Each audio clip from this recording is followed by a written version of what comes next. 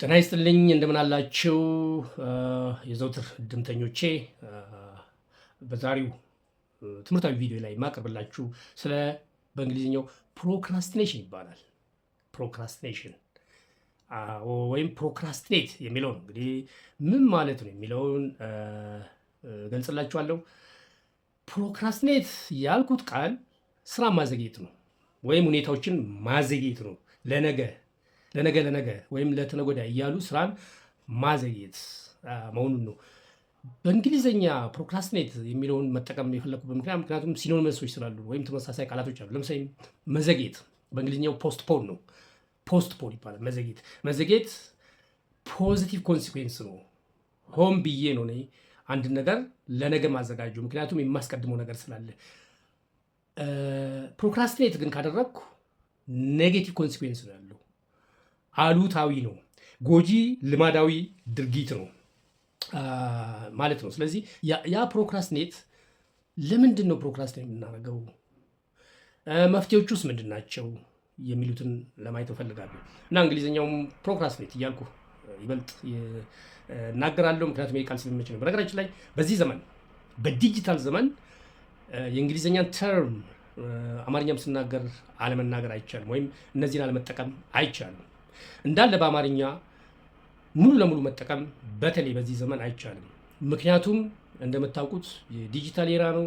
የኤአይ አርቲፊሻል ኢንቴሊጀንስ ወይም ደግሞ ሰው ሰራሽ አስተውሎት የሚል መጥቷል። አሁን ሰው ሰራሽ አስተውሎት ስል ከምውል ኤአይ ስላችሁ ቶሎ ብሎ አንደርስታንድ ታደርጋላችሁ ማለት ነው። ከጊዜው ጋር አብሮ መዘመን በጣም ወሳኝ ስለሆነ ነው። እንግሊዝኛን መናገር ማዳመጥ ማለት አይደለም፣ እሱ ሌላ ጉዳይ ነው። እኔ ግን የምለው ዋና ተርሞች በተለይ ኢንተርኔት ስንጠቀም፣ ጉግል ስናደርግ፣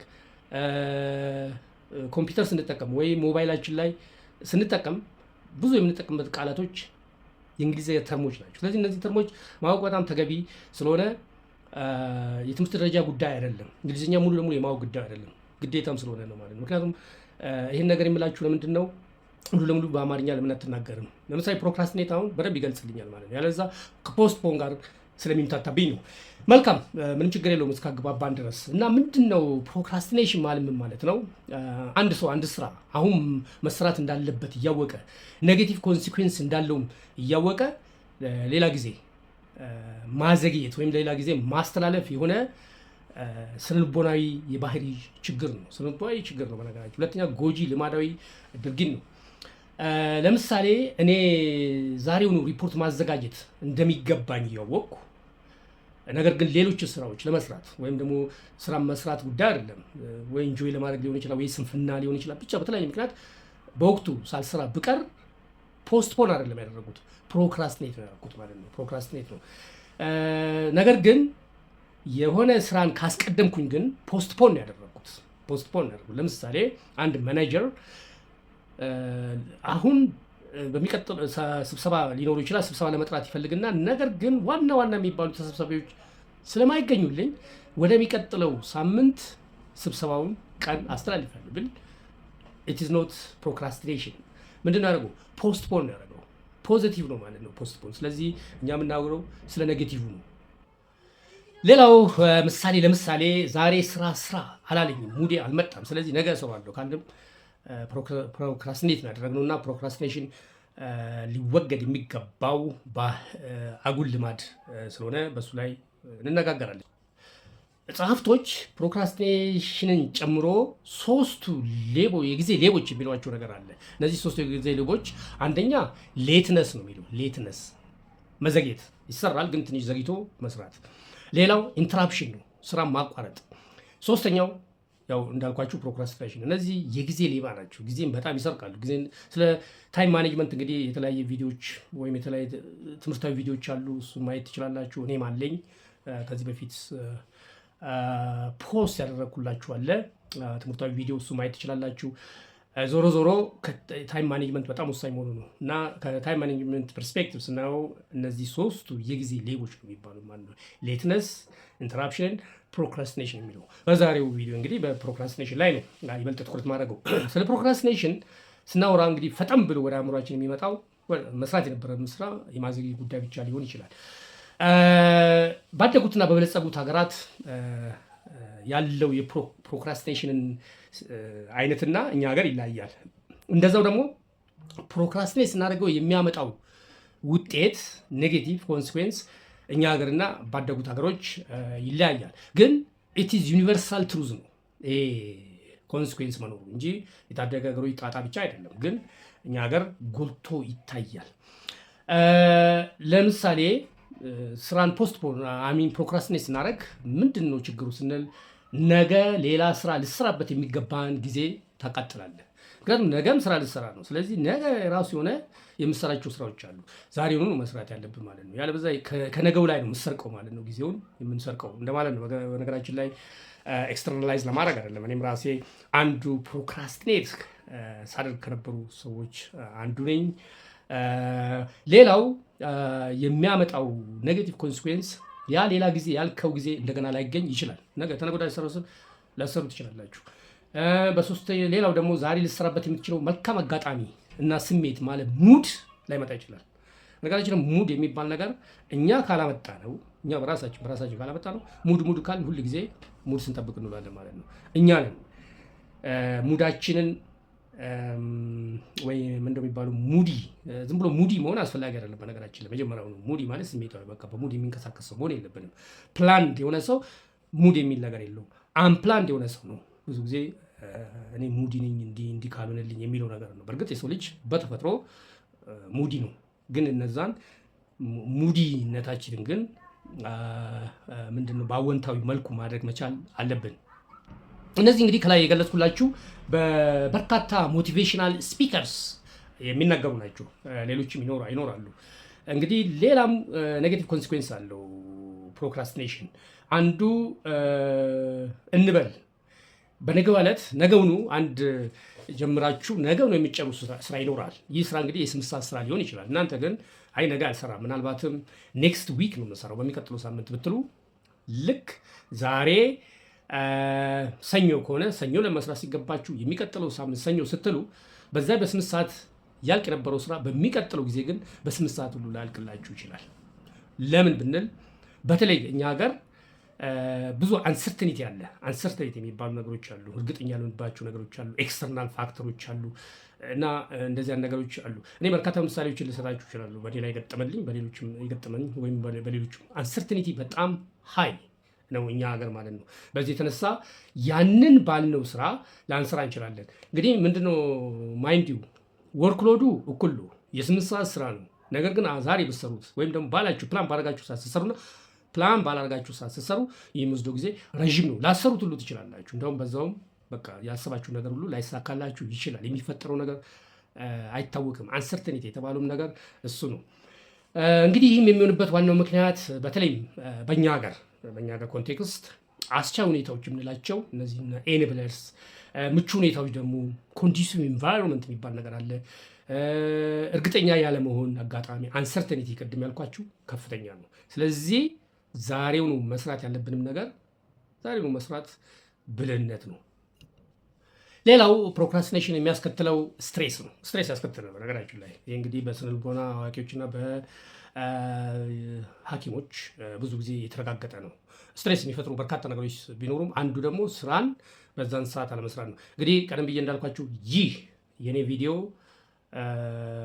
የተለያየ ሰዎች ወይም እድሜ አይገድብም። ለአዛውንቶችም ይሰራል፣ ለወጣቶችም ይሰራል፣ ለተማሪዎች ይሰራል፣ ለሰራተኛ በተለያየ መስክ ቢሮ ስራ ሊሆን ይችላል፣ ፕሮጀክት ላይ ሊሆን ይችላል፣ ወይም የግል ስራ የንግድ ስራም ሊሆን ይችላል። ለነዚህ ሁሉ ሰዎች የሚያገለግል በመሆኑ ነው። እንግዲህ ስትሬስ ያስከትላል በምልበት ጊዜ በይበልጥ ተማሪዎች ከስር ጥናታቸውን ካላጠኑ የቤት ስራ ካልሰሩ መስራት ያለባቸው በቃ ተማሪ ማለት ተማሪ ነው። ያንን ስራውን በአግባቡ ኦርጋናይዝድ ሆነው ካልሰሩ ሰልፍ ኦርጋናይዝድ ካልሆኑ ወይም ፕላን አድርገው ስኬጁል ፈጥረው በዛን መሰረት በየጊዜው ካልሄዱ ስትሬስ ውስጥ ነው የሚገቡት። ይሄ እንግዲህ እኛም ኤክስፒሪየንስ ያደረግነው ነው። ብዙዎቻችን በትምህርት ዓለም በነበርንበት ጊዜ ብዙ ምሳሌዎችን ማንሳት ይቻላል። እንግዲህ ምን ማለት ነው? ይሄ ስራውን ሳትጀምሩ እየቆያችሁ በሄዳችሁ መጠን ስራችሁን ማጠናቀቅ በነበረባችሁ ጊዜ እየተቃረበ በመጣ ቁጥር የጭንቀታችሁ መጠን ስትሬስ እንለዋለን። በተለምዶ ቴንሽን ነው የሚለው እኛ ሰዎች ቴንሽን ይላሉ። ቴንሽን ደንኩ እንደዚህ የሚሉ ነገር አለ። ስትሬስ ነው ኖርማሊ ቴክኒካል ተርሙ። እሱ እየጨመረ ይሄዳል እና በዚህ የተነሳ ምንድነው የምታደርጉት ማለት ነው ጊዜው ሲደርስ ለምሳሌ ቀን መሰራት የነበረበትን ማታ ላይ ነገ ከሆነ የምታቀርቡት ወይ ሪፖርት ሊሆን ይችላል ወይ ነገ ጠዋት ልትፈተኑ ትችላላችሁ። ስለዚህ ስትሬስ ውስጥ ትገቡና ያንን ከቨር ለማድረግ በምታደርጉ ድረስ ለምሳሌ ማታ መኝታ ሰዓት ነው። መኝታ ሰዓታችሁን ትተውና ሌሊቱ ሙሉ ስታጠኑ ወይም ስራ ስትሰሩ ታድራላችሁ። ያ ደግሞ ቴንሽን ይፈጥራል እና ጠዋት ላይ ውጤታማ አትሆኑም። በስራ ዓለምም እንደዚሁ ነው። የምትሰሩትም ስራ ኳሊቲ አይኖረውም። ስለዚህ ከስር ፕላንድ መሆን ተገቢ መሆኑን ለማሳየት ነው።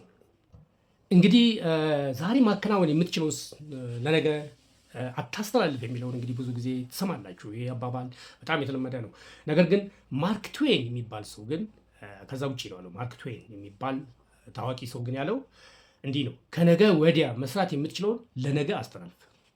እደግመዋለሁ፣ ይሄንን ከነገ ወዲያ መስራት የምትችለውን ለነገ አስተላልፍ ነው ያለው። እንግዲህ ይህ አባባል ቀልድና ፌዝ ሊመስል ይችላል። የያዘው መልእክት ግን ከባድ ነው።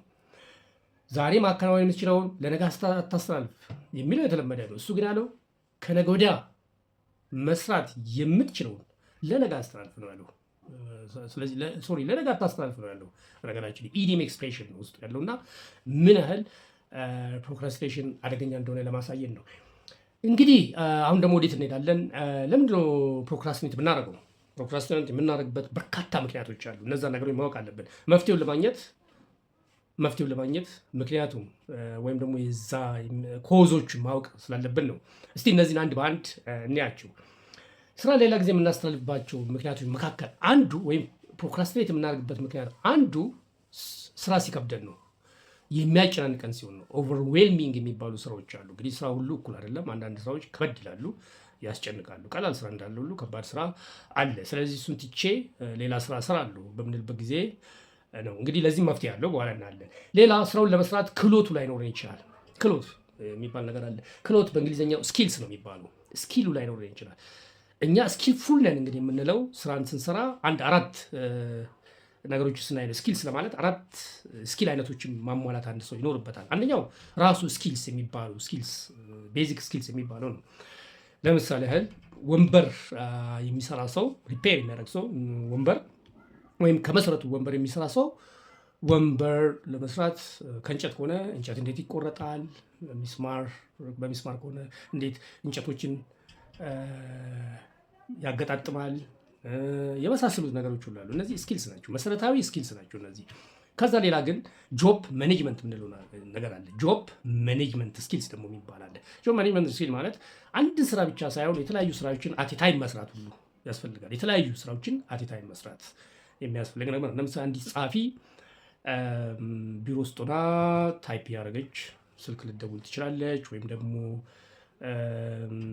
ሌሎች ስራዎች እየሰሩ ሌላውን ስራ የሚመለከታትን ሁሉ የመስራት ነገር ስራዎችን የመቆጣጠር ማኔጅ ማለት ነገሮች ያስፈልጋል ማለት ነው። ስለዚህ ለምሳሌ ያህል ወንበር ስራ ብያቸዋለሁ። ወንበር ወይም ጠረጴዛ ወይም የእንጨት ስራ ባለሙያ በቃ አንድ ነገር ብቻ አይደለም የሚሰራው፣ ወይ እንጨት መቁረጥ ብቻ አይደለም፣ ሁሉንም ነገር አቴታይም ይሰራል። አንዱ ስራ ሰርቶ ቀጥሎ ወደ ሚሄዱ ብቻ ሰው በፓራል የሚሰሩ ስራዎችም አሉ። ለምሳሌ ያህል የቤት እመቤት የሆነ ሰው ምናልባት ቤት ውስጥ የሆነ ምግብ ያበስሉ፣ የሆነ ምግብ እዚህ ጋር ያበስላሉ፣ እዚህ ጋር ደግሞ ሌላ ነገር ይሰራሉ፣ እዚህ ጋር ደግሞ ነገር ይሰራሉ እንጂ አንዱ ስራ ብቻ ይዘው ያ እስኪያልቅ ብቻ አይጠብቁም። እና ይሄ እንግዲህ ከኤክስፒሪየንስ የሚመጣ ነው። ዞሮ ሁለተኛው ስኪል እሱ ነው። ሶስተኛው ስኪል ጆብ ሮል ኤንቫይሮንመንት እንለዋለን። ጆብ ሮል ኤንቫይሮንመንት ማለት ይሄ እንግዲህ ከሌሎች ጋር መስራት፣ ስራን ስንሰራ ስራ ብዙ ጊዜ እንግዲህ ቲም ወርክ ሊኖር ይችላል። ወርክ ዊዝ አዘርስ የምንለው ነገር አለ። ከሌሎቹ ጋር መስራት ይቻላል። እንዴት ነው በጋራ የምንሰራው የሚለው ነገር እና አካባቢን ለስራ ምቹ ማድረግ። እዚህ ጋር የምሰራውን ስራ ሌላ ቦታም ሲሄድ መስራት ይችላሉ ወይ ነው። ምክንያቱም አንዳንድ ሰው ኤንቫይሮንመንቱ ሲቀይርበት፣ አብሮ የሚሰራ ሰዎች ሲቀይርበት ስራን መስራት ሊያቅተው ይችላል። ይሄ እንግዲህ አንዱ ኮምፒተንት የሆነ ሰው የሚካነው ባህሪያን ነው። ሌላው ኮንቲንጀንሲ የምንለውም ነገር አለ። ስኪልስ ላይ ኮንቲንጀንሲ ስኪልስ የምንለው አለ። ምን ማለት ነው? ይሄ ስራዎች ሲበላሹብን እንዴት ነው ወደ ትራኩ የምንመልሰው የሚለው ነገር አለና እነዚህ ነገሮች ሁሉ ካላወቅ ስራውን አናውቁም። ካላወቅን ደግሞ ለፕሮክራስቲኔሽን እንመቻለን። በጣም ማናውቁን ስራ። ለዚህ ነው አሁን አንዳንድ ስራ በሚሰሩበት ጊዜ አለቆቻቸው ይህንን መገንዘብ አለባቸው። ያ ሰው ስራውን ችሎ ይሰራል ወይ ነው። አንዳንድ ጊዜ ስራውን መስራት ሲያቅተው ፕሮክራስቲኔት ነው የሚያደርገው። ይሄ እንግዲህ አንዱ እና ዋናው ጉዳይ። ሌላው ስራችንን ፕሮክራስቲኔት ከምናደርግባቸው ምክንያቶች አንዱ ስራን የመስራት ልማዳችን ነው። ይሄ እንግዲህ ወርክ ሀቢትስ የምንለው ነው። ከቅድሙ ጋር ይያዛል። ወርክ ሀቢትስ ደካማ ሊሆን ይችላል። እንግዲህ እንደምታውቁ ስራ ለሰሪው ሾክላ ጣሪው ይባላል እና ሰራተኛ ሰው ሁል ጊዜ ይሰራል። ስለዚህ ስንፍና የለመደ ሰው ደግሞ እድሜው የሚጨምረ ሲሄድ ስንፍናውን ነው የሚጨምረው። በነገራችን ላይ ኤክስፒሪየንስ ነው። ኤክስፒሪየንስን እየጨመረ ነው የሚሄደው። የስራ ፍቅር ያለን ሰዎች ደግሞ የስራ ፍቅራችን እየጨመረ ነው የሚሄደው እና የስራ ሀቢታችን በጣም ወሳኝ ነው። ዴቨሎፕ ማድረግ መቻል አለብን። ስለዚህ የስራ ሀቢት ወይም ወርክ ሀቢት የምንለውን ደካማ የሆነ ሰው ምንድን ነው የሚያደርገው? ይሄ ስራ እንዲለወጥለት ይፈልጋል፣ ይጠብቃል። ሁልጊዜ ጠባቂ የመሆን ነገር ይኖራል። ወይም ሌላ ሰው እስኪሰራው ድረስ ይጠብቃል። ወይም ደግሞ እስከናካቴው ይህ ስራ ሊቀር ይችላል ብሎ ሊያስብ ይችላል። ስለዚህ እንግዲህ ኔጌቲቭ ኮንሲኩዌንስ ነው የሚያመጣው። እንግዲህ የተለያዩ ደግሞ ስትራቴጂዎች አሉ። እነዚህን ፕሮክራስቲኔትን ለማስወገድ ወይም ደግሞ ለመቀነስ የተለያዩ ስልቶች አሉ። እሱም ደግሞ አብረን እናያለን። እንግዲህ ቅድም ያየናቸው ችግሮች አሉ። ከዛ በመነሳት ነው ወይም ደግሞ ምክንያቶች አሉ ፕሮክራስቲኔት የምናደርገው። መፍትሄው አንዱ መፍትሄ ምንድን ነው የምንለው? ስራን አሁኑ መስራት። በቃ ጀስት ዱኢት ናው በቃ ፖስትፖን አድርጉ። ምንም ነገ የሚመጣ ነገር ምንም ነገር የለም። ምንም አንተው ነው የምትሰራው። ነገ አሉታዊ መሆኑን ለነገ ማስተላለፍ በጣም ኮንሲኩዌንሱ ጥሩ አለመሆኑን ተገንዝበው አሁን መስራት ነው። ጀስት ዱኢት ናው የሚለው ነገር ነው። ስለዚህ ያን ደግሞ አክሽን ኦሪየንትድ መሆን አለብን። ያንን ስብዕና መላበስ ይኖርብናል። ሌላው በማስታወሻ ላይ መጻፍ ነው። ምንድን ነው የምንሰራው እንዴት ነው የሚሉን ነገሮች መስራት አስፈላጊ ነው። ማስታወሻ እንግዲህ ያስፈልገናል ማለት ነው። ማስታወሻ በምንለው ጊዜ እንግዲህ ፕላን ማድረግ ነው። ፕላን ስናደርግ በነገራችን ላይ ፕላን ስናደርግ በአእምሮ ውስጥ ወይም በጭንቅላታችን ውስጥ ፕላን አድርጌያለሁ አይባልም። ፕላን የሚደረገው በወረቀት ላይ ነው። በወረቀት ላይ የምናሰፍረው ነገር አንደኛ ይገባናል። በወረቀት ላይ እያሰፈርን ባለበት ጊዜ ይበልጥ ግልጽ ይሆንልናል። እንደገና ሪፈር ለማድረግ ይረዳናል። እሱ ብቻ አይደለም።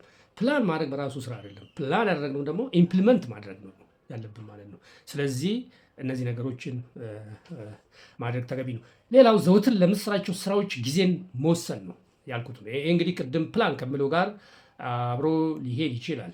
ፕላን ያደረግናቸው ነገሮች ሁሉ ጊዜ ውጤታማ ይሆናሉ። አንዱ ችግሮቻችን ዊዶን ፕላን ማድረግ ያስፈልጋል አያስፈልግም የሚለው እንግዲህ ብዙ ጊዜ የተነገረን ነው። እናደርጋለን ወይ ነው። በፕላን የምንሰራው ስራዎች ጥሩ ናቸው። እኔ የራሴን ኤክስፔሪንስ ልናገር ይችላሉ እና መጽሐፍት በምጽፍበት ጊዜ ፕላን አደርግ ነበር። በቀን 6 ገጽ እጽፋለሁ እላለሁ። 6 ገጽ ጽፍ በወር ደግሞ እልና ቅዳሜና እሑድን እንግዲህ ልቀንስ ይችላለሁ። 5፣ 10፣ 20 በ6 120 ገጽ እጽፋለሁ እላለሁ። ስለዚህ ያቺ ሁሌ ማድረግ ስላለብኝ አደርግ ነበር እና ጠቅሞኛል።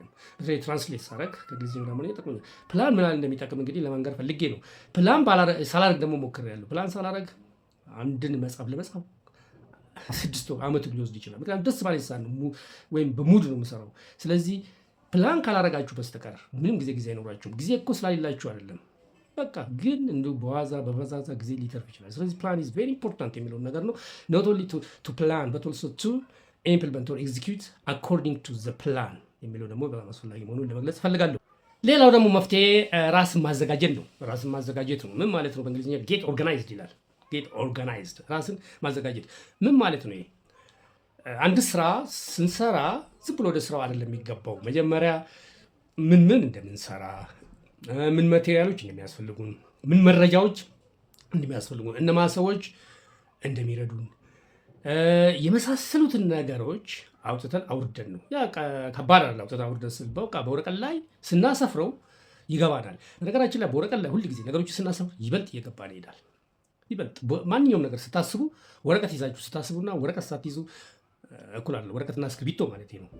ስትጽፉ ግልጽ ይሆንላችሁ። ምክንያቱም ያንን ነገር ትጽፋላችሁ፣ መርሳችሁ ትሰረዛላችሁ፣ እንደገና ታያላችሁ። ስለዚህ ጊዜ አለ ማለት ነው። ከዛ ያ ነገር እየተረዳችሁ ነው። በወረቀት ላይ ጥናት ስናጠና አሁን ተማሪዎች ወረቀትና እስክሪብቶ ይዞ ማጥናትና ዝም ብሎ እጅን አጣምሮ ማጥናት እኩል አይደለም። ወረቀትና እስክሪብቶ ይዞ የሚያጠኑ ተማሪዎች ውጤታማ ናቸው። ይሄ በጣም የተለመደ ነው። ያለበዛ ግን የሆነ ኖትን እንዲሁ ደጋግመህ ብታነበው ልክ ፈተና ላይ ስትደርስ የለም። ምክንያቱም እጅም ኤክሰርሳይዝ አላደረገም ያንን ነገር ማለት ነው። መጽሐፉን አልለመደም እና ኢሚዲየትሊ ልክ ፈተና ላይ ገብታችሁ መጽሐፍ ስትጀምሩ ትረሳላችሁ። ምክንያቱም በእጅ አይደለም ያጠናችሁት እናንተ ወደ አእምሮ ደግሞ ኮንሰፕቱን የወሰዳችሁት። ስለዚህ አንዱ ስናጠና እንግዲህ እግረ መንገዴን ነው ወረቀትና እስክሪብቶ ይዞ ለማቴማቲክስ ብቻ አይደለም ለካልኩሌሽን ብቻ አይደለም ማንኛውም ትምህርት ስታጠኑ ማስታወሻ እያያዙ ማጥናት የስኬታማ ተማሪዎች አንዱ መለያ እሱ ነው። ስለዚህ ኦርጋናይዝድ መሆን ያስፈልጋል። እንግዲህ አንድ ስራ ለመጀመር የግድ ሁሉ ነገር ተሟልቶ ሊቀርብልህ አይችልም። ሁሉም ነገር አይገባም ማለት ሁሉም ነገር ካልተሟላ እንዴት እሰራለሁ እንዳትሉ ስራን ጀምሩ ነው። እንግዲህ ይሄንን ስል ይሄ እዚች ጋር አንድ ስራ ለመጀመር የግድ ሁሉ ነገር ተሟልቶ ሊቀርብ አይገባም የሚለው ስል ወደ አእምሮ የመጣውን አንድ ነገር ልንገራችሁ። ጎተራ የሚባል ስኩዌር አለ እዚህ አዲስ አበባ አካባቢ ነው። እኛ ጎተራ ነው የምንለው ሰፈሩን። ስለዚህ አደባባዩን ጎተራ አካባቢ አደባባይ ነው። የብሔር ብሔረሰቦች አደባባይ ይባላል በአሁኑ ሰዓት በምስሉ ላይ እንደምትመለከቱት። ይህ የብሔር ብሔረሰቦች አደባባይ እንደዚህ አሁን እንዳለው ምስሉ ላይ እንዳለው ከመሰራቱ በፊት እንደዚሁ መስቀለኛ መንገዶች ነበሩ። መስቀለኛ መንገዶች ስለነበሩ ኮንፊውዥን ሮድ ይባል ነበረ። ኮንፊውዥን ሮድ ወይም ኮንፊውዚንግ ሮድ ነበር የሚባለው። ኮንፊውዚንግ ስኩዌር ይመስለኛል እንደው የሚባለው እና ያደነጋግር ነበር የአካባቢ። እኔ እንግዲህ እዛ አካባቢ ነዋሪ እንደሆነ አውቃለሁ፣ ከድሮም ጀምሮ አውቃለሁ። ያ መንገድ አንደኛ ባቡር በዛ መንገድ ላይ ያልፋል። ባቡር ነበረ ያኔ በማል ተቋርጦ እንደገና ልክ እንደተጀመረው ባቡር ነበር እና ይህ ባቡር ከመኪናው ጋር ይጋጫል። የዛን ጊዜ ባቡር ደግሞ እንደ አሁኖቹ በቀላሉ ስቶፕ አያደርግም። ከሩቅ ሲመጣ ነው አደጋ ያደርሳል ብዙ ጊዜ እና እዛ አካባቢ ባቡር መንገድ አለ። በዚህ ላይ ደግሞ ወደ 5 ነው 6 መንገዶች አሉ። ስለዚህ በጣም የተጠላለፈና ቤት በኩል እንደሚካሄድ ለምሳሌ ከወሎ ሰፈር የመጣ ወይም ከቦሌ መስመር የመጣው ወደ ቄራ ለመሄድ ወይም ወደ ስቴዲዮም ለመሄድ ወይም ደግሞ ወደ ሳሪስ ለመሄድ ለመታጠፍ ግራ ይገባው ነበር ከቄራም የመጣው እና እንደዚህ ለዚህ መሰለኝ ኮንፊውዚንግ ስኩዌር ይባል ነበር አውቃለሁ። አሁን ብሔረሰብ እኔ አሁን ልነግራችሁ የምፈልገው አሁን እኔ የምነግራችሁ ልክ እዚህ ምስሉ ላይ ያለውን ስታዩት እሱ ሲሰራ ከመጀመሪያው ጀምሮ እስከ መጨረሻው አውቁ ነበር። ምን ማለት ነው? አየው ነበር ነው ያው ኦብዘርቭ አድርግ ነበር ለማለት ፈልጌ ነው። እኔ እዛ ጋር እሰራለሁ አይደለም፣ ግን መጫው መግቢያ ነበር። ወደ መስሪያ ቤት ሲሄድ ትምህርት ሚኒስቴር ነው የምሰራው። እኔ የምኖረው ሳሪስ ነው። ከሳሪስ ወደ ትምህርት ሚኒስቴር ሲሄድ ጧት በዛ በኩል ነው ማልፎ ወደ ታች።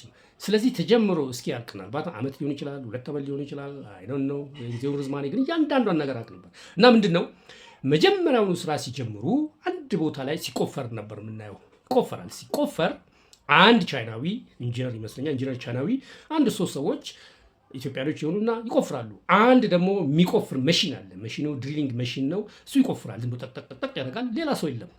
እንዲሁ ሲሉ ለአንድ ወር ያህል ዛጋም ሲቆፍሩ ትንሽ ሰው ኃይል እየጨመሩ ቻይናዊ ኢንጂነሮቹም አንድ የነበሩት 2 ሲሆኑ እንደዚህ እያደረጉ ይሰራሉ። ያ ቁፋሮ ካበቃ በኋላ ደግሞ ይተክላሉ። ወይም እዛ አካባቢ ላይ ካይንድ ኦፍ ፖል ወይም ደግሞ እንደዚህ ኮንክሪት ነገር ይሰራሉ። ያን ሲሰሩ ደግሞ እነዛ ቻይናዎች ይቀይራሉ።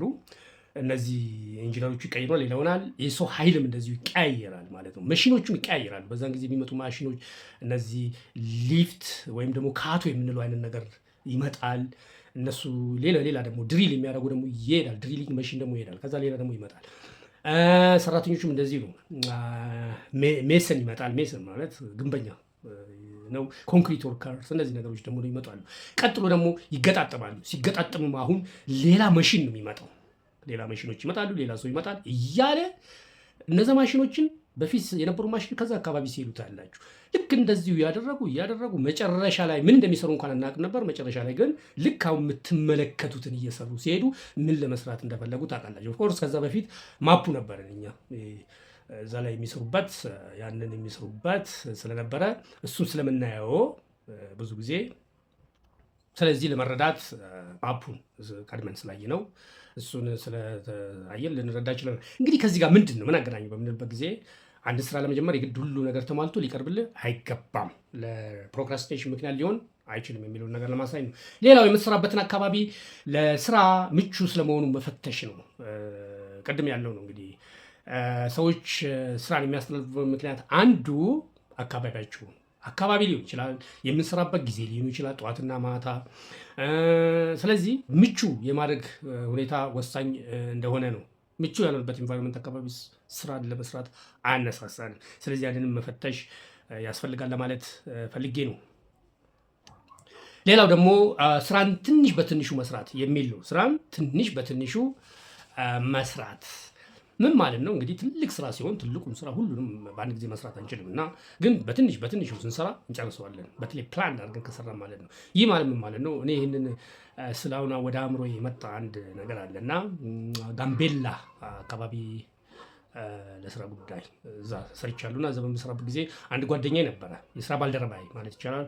ያ የስራ ባልደረባዬ እኔ እዛ ጋር ፕሮጀክት ነበር ማኔጅ ማድረገው። ሱፐርቫይዘር ደግሞ አለ ከኔ ስር የሚሰራ እሱ ሞተረኛ ነው፣ ሞተር ሳይክል አለው እና ሞተር ሳይክሏ ፊልድ የምንሄድባት ነው። በተለይ እሱ ይሄዳል ሱፐርቫይዝ ለማድረግ እና አንድ ወቅት ለአንድ ሳምንት ያህል እዛው ከተማ ነው ፊልድ ወጥቶ አቅም በኋላ ግን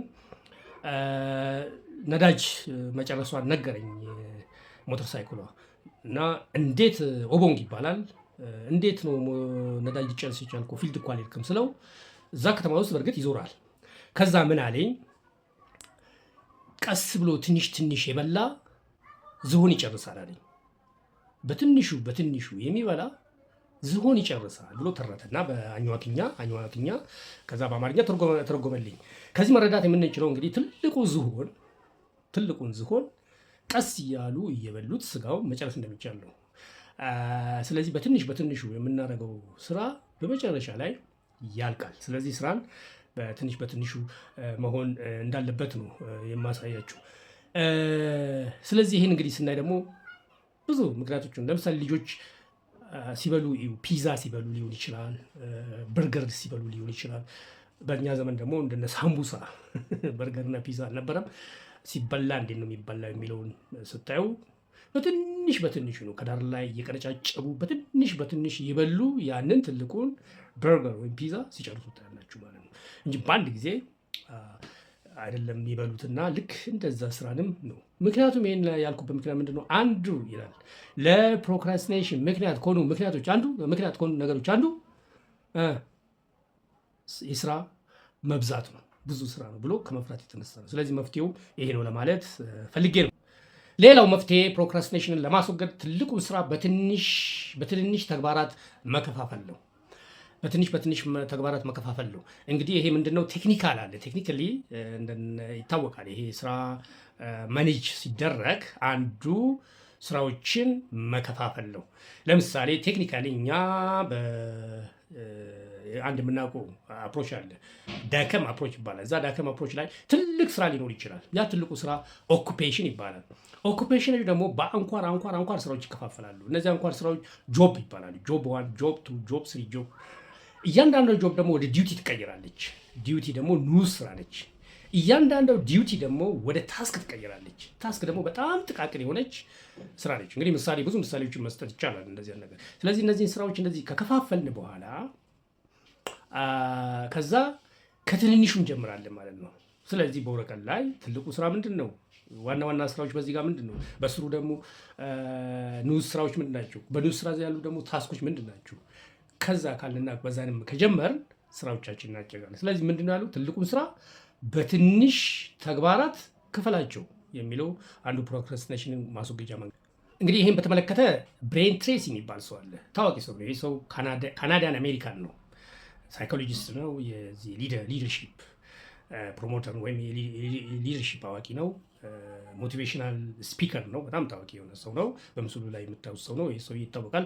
ብዙ መጽሐፍ ጽፏል። ብዙ ቪዲዮዎችም አሉት። አነቃቂ ንግግሮች አሉት።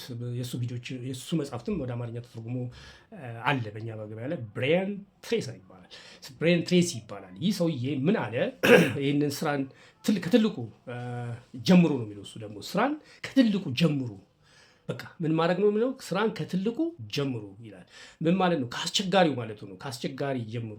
እንግዲህ ሁሉም ስራ እኩል አይደለም። ስለዚህ የመጀመሪያ አስቸጋሪ ከሰራችሁ ሌላው ስራ ለመስራት አልጋ ባልጋ ነው ብሎ ይናገራል። ይህን በሚናገርበት ጊዜ እሱ የሚጠቀመው ነገር አለ። ኢት ዘ አግሊ ፍሮግ ፈርስት ይላል። ምን ማለት ነው? ኢፍ ዩ ሹድ ኢት ፍሮግ ዋት ሹድ ዱ ኢዝ you have to eat the ugly frog first። እንግዲህ እንቁራሪት መብላት ካለብህ የምትበላው መጀመሪያ እንቁራሪቶችን መብላት ካለብህ መጀመሪያ አስቀያሚ እንቁራሪት ብላ ነው የሚለው። ይህ እንግዲህ በእኛ አባባል ብዙም እንቁራሪት መብላት የተለመደ አይደለም። እንግዲህ አግሊ ማለት የሚያስጠላውን እንቁራሪት ብላ፣ ከዛ በኋላ እነዛኞቹ ስለሚጣፍጡ ወይም ደግሞ ስለሚቀሉ ትበላለህ አይነት ነው። ስለዚህ ስራዎችንም ከባድ የምትል ነው፣ አስቸጋሪ ነው የምትለው ስራ ቶሎ ብለህ ስራው የሚል ነገር ነው። እንግዲህ ይሄ አባባል ቀላል አባባል አይደለም እና ይሄን ፕሮክራስቲኔት ከማድረግ ስራ እንዳንፈራ፣ ምክንያቱም ስራ መፍራት አንዱ ለፕሮክራስቲኔሽን ምክንያት ስለሆነ ነው እንግዲህ ማለት ነው። ስለዚህ ይህንንም መተግበር ወሳኝ እንደሆነ ነው። ሌላው እንግዲህ ምንድን ነው ከተለያዩ ጸሐፍት መጣጥፎች ወይም በዚህ ዙሪያ ላይ አዋቂ ከሆኑ ሰዎች የሚሉት አንዱ ፕሮክራስቲኔት የሚደረገው መዝናናት የመዝናኛን ጊዜ አጣለሁ ከማለት አኳያ ነው። ይህ እንግዲህ ምን ለማለት ነው?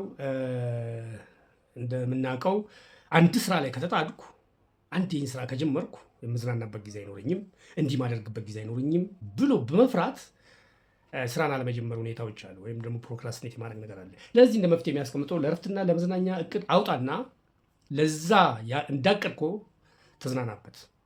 እንግዲህ ፕላን አድርገህ ነው ፕላን ታደርጋለህ ማለት መዝናናት ከስራ ይቀድማል ማለት አይደለም። ነገር ግን በመሀል ሊሆን ይችላል ወይም ቀድሞ መዝናናት ይሆናል። ምክንያቱም አንዳንድ ሰዎች በባህሪያቸው ስራን ለመስራት መጀመሪያ መዝናናትን የሚያዘወትሩ አሉ። ከተዝናኑና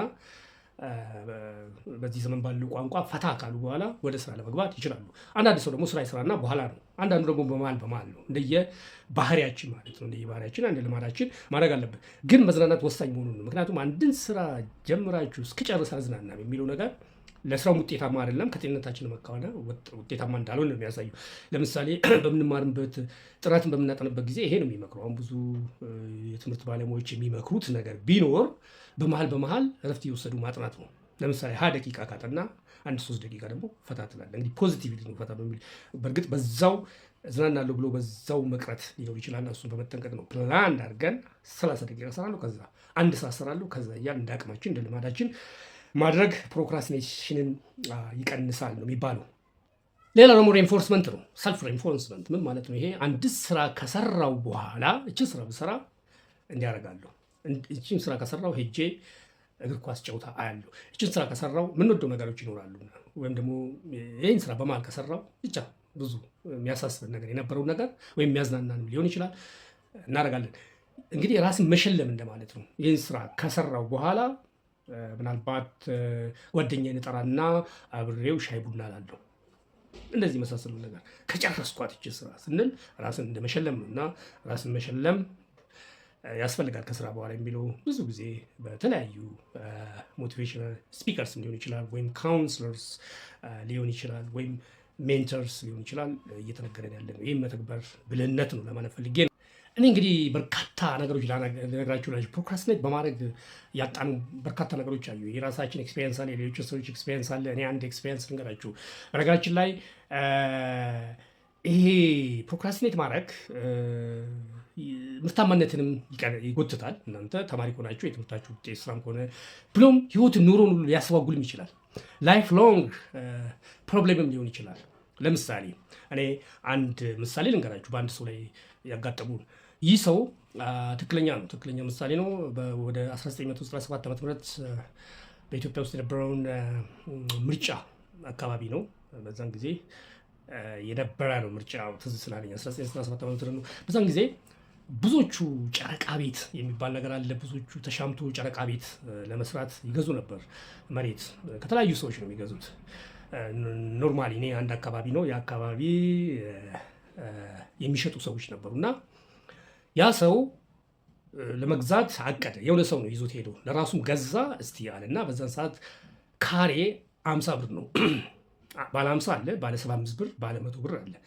ቦታው እንዲህ ነው ብዬ መንገድ አልፈልግም። ባለ 50 አለ። እንግዲህ ባለ 50 ከሆነ 200 ካሬ 10 ሺህ ብር ነው በዛን ሰዓት እና በነገራችን ላይ ጨረቃ የሚለው ኔጌቲቭ ኮኖቴሽን ሊሆን ይችላል፣ ግን አይደለም። ምክንያቱም ዛሬ ኦልሞስት ብዙዎቹ 50% አዲስ አበባ ውስጥ ያሉ ቤቶች በዚያን መልክ የተያዙ እንደነበሩ ነው። በአንድም በሌላ ስሙ ጨረቃ ቢሆን በኋላ ነው ህጋዊ የሆኑትና ህጋዊ ሆነዋል ብዙዎቹ አሁን እኛ በምናውቀው። ይሁንና ያንን ለመግዛት ገንዘብ የለውም። ስለዚህ 10 ሺህ ብር ነው 5 ሺህ ብር ቀብድ ስጠኝ ይለዋል ሻጩ። እሺ ይለውና 5 ሺህም ደግሞ ከአንድ 10 ቀን በኋላ እሰጣለሁ ብሎ ተግባብተዋል። ከ10 ቀን በኋላ ይህ ሰው ኬን ነው የሚወስደው ገንዘቡን ከመስሪያ ቤቱ ቁጠባ አለ፣ የቁጠባ ማህበር እንደዚህ የሚባለው ከዛ ነው የሚወስደው። አመለከተ። ነገር ግን ልክ ደሞዝ እንደወጣ በ5 ቀን ውስጥ ደግሞ እንደገና አፕሩቭ ማድረግ አለበት ማለት ወስዳለሁ ብሎ እንደገና ማረጋገጥ አለበት ነው የሚለው እኮ። ኦኬ ይላል እሱ። ነገ እሄዳለሁ ይላል። አሁንም አይሄድም። ሄዶ ማረጋገጥ አለበት ብሬን እንድሰጡኝ አመልክቻለሁ ብሎ ካላረጋገጠ አይሆንም። እንደዚህ ሁለተኛ ቀን ሶስተኛ ያለ በሆነ ምክንያት ሳረጋግጥ ይቀራል። ብቻ ቶሎ ማድረግ ሲገባው ያለ ምክንያት በኋላ ያንን ብር በዛ ሰዓት መውሰድ ባለበት ሰዓት በሚጠቅሙ ሰዓት ሳይወስድ ይቀራል። በኋላ ይህንን ብር ባለመውሰዱ ያ መሬቱን ይሸጥለት የነበረው ሰው ሌላ ሰው ሸጠ፣ በሁሉ ስላልሰጠው ማለት ነው። ይህም ሰው ሌላ ጊዜ ከወር በኋላ ነው ያንን ብር የወሰደው። ያንን ብሩ እንዳለ አልተጠቀምበትም። ምንድን ነው አብሮት ግን የገዛው ሰው አሁን በዚህ ሰዓት እስከ 50 ሺህ ብር ያከራያል። ከዛ ቤት ከሚያገኘው ክራይ በተጨማሪ ራሱ የመኖሩ ነገር አለ። ስለዚህ እዚህ ጋር ያልኩት ነው። ብሎም ህይወት ወይም ኑሮን ሊያስተጓጉል ይችላል። ፕሮክራስቲኔሽን ዛት ማች በጣም አደገኛ መሆኑን ለመረዳት ይኖርብናል ለማለት ፈልጌ ነው። እንግዲህ እስቲ እናጠቃልለው። ነገር ቢበዛ የሚባል ነገር አለና ግን የፕሮክራስቲኔሽን አደገኛነት በተለይ ለወጣቶች እንደውም ለሌሎችም ቢሆን ያው ነው፣ ለተማሪዎች በተለይ ለተማሪዎች አደገኛ ነው። ስኬት የሚመጣው ከትልቅ ህልም ብቻ አይደለም። ሳጠቃልለው ዛሬውኑ ከምታከናውናቸው ጥቃቅን ተግባራት ነው። ዛሬ ለሌላ ጊዜ የምታስተላልፈው ወይም የምታዘገየው ስራ ወደ ነገ ስታስተላልፈው እጥፍ ጥረት ከመጠየቁም በላይ ጊዜው በረዘመ መጠን የጭንቀትን መጠን እየጨመረ ይሄዳል። አስታውስ፣ ድርጊት ማለትም አክሽን ተነሳሽነትና ጉልበትን ማለትም ሞሜንተም ሲፈጥር ማዘግየት ጸጸትን ይፈጥራል። አንድን ስራ የምታከናውኑበትን ምርጥ ጊዜና ሁኔታ አጠብቅ። ምርጡ ጊዜ መቼ ነው? አሁን ነው። የማንኛውም ነገራችሁ ምርጥ ጊዜ አሁን ነው። የህይወታችሁ ምርጥ ጊዜ አሁን ነው። ደስታችሁ አሁን ነው። ስለ ነገው አይደለም። ለሰው ልጅ ምርጡ ጊዜ ምን ጊዜም አሁን ነው። በምን ማለት ነገ የሚመጣልህ ምንም ነገር የለም። ነገ የሚመጣልህ እነግርሃለሁ። ካለበት ቦታ ሆነ ጀምር፣ ያለን ተጠቀም። እናም የመጀመሪያን እርምጃ ያ ፈርስት ስቴፕ ምነውን አሁን ጀምር። የፊት ለፊት መጻድል አሁን እየሰራለው እንደምትመለከተው ፈርስት ስቴፕ የሚለው ነው። ምክንያቱም 1000 ማይል ጉዞ በአንድ እርምጃ ይጀመራል። ወይም 1 ኪሎ ሜትር ነው 10 ኪሎ ሜትር ወይም 100 ኪሎ ሜትር ጉዞ በአንድ እርምጃ ነው የሚጀምረው። ስለዚህ አሁኑ መጀመር አለበት። አንድ ነገር ግን አለች፣ ቅድም ጠቅሻለሁ። የፊት ለፊት መጻድል አሁን እየሰራለው ነው የሚመለከተው። የፊውቸር ያንተ እጣ ፈንታ ወደኋላ አሁን ነው የሚመለከተው። ምን ማለት ነው? አሁን ላይ የምትሰራው ስራዎች ናቸው ወደፊት ስኬቶችን የሚያሳዩ ለማለት ተፈልጎ ነው። ስለዚህ ዛሬ መከናወን ያለበትን ዛሬውኑ ማከናወን ብልህነት ነው። ስኬታማ ካልሆኑ ሰዎች ከሚለያቸው ባህሪያት አንዱ፣ ብዙ ባህሪያት አሉ። ዛሬ መስራት ያለበትን ስራ ለሌላ ቀን አለማስተላለፋቸው አንዱ መሆኑን ተረድተሽ አንተም አንቺም እናንተም ምክሬን ተቀብላችሁ ዛሬ መስራት ያለበትን ስራ ዛሬውኑ ማከናወን ይኖርባችኋል እያልኩ የዛሬውን ትምህርታዊ ቪዲዮ እንቋጫለሁ። በሌሎቹ ተመሳሳይ አነቃቂና አስተማሪ ቪዲዮዎች ጋር እስክንገናኝ በደህና ሰንብቱ እላለሁ። የሰማነውን በልቦናችን ያኑርልን።